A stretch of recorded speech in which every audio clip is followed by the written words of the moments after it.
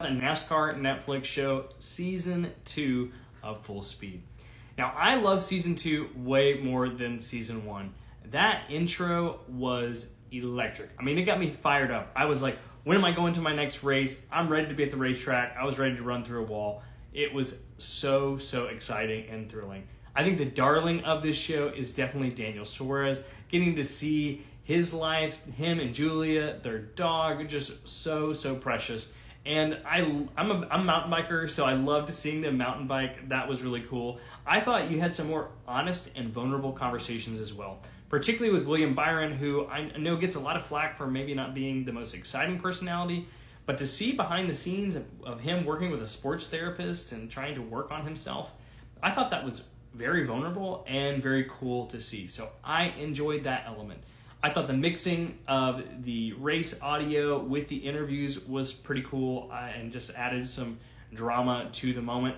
Overall, I felt like the lead in and kind of explanation into the playoffs was better. Ultimately, I think it's more of a season-long approach of the Netflix show would be better because, I mean, you miss out on some really key moments, but I thought they did a good job building up and leading to that. Favorite parts, though, was the inclusion of the WAGs, the wives and girlfriends of the NASCAR drivers, because, you know, sometimes the drivers can be a little bit reserved, but we got some really bold and honesty from the WAGs. I mean, you saw Jordan Fish, fiance of Denny Hamlin, be really open and honest. Morgan Bell was super emotional about how much she cares, and you know, Dale Jr. had really interesting insights about, you know, how much of an asset somebody can be like that, who really gets it and lives it and breathes racing alongside their spouse and partner. So I loved the inclusion of all the WAGs. I felt like it also rounded out these drivers. Like, we see them on the grid with their significant other, but we don't really always get to hear about them in ways that we used to. Like, if you watch the broadcasts from the 90s, like, you will see the wives and girlfriends being interviewed during, before, after the race. Like, this is not a new thing, but it's an important layer of this fascinating lifestyle that NASCAR drivers live.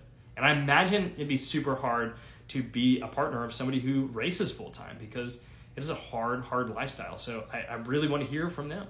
Finally, my biggest complaint about this season was the controversy surrounding Martinsville. I felt like that was a huge swing and a miss.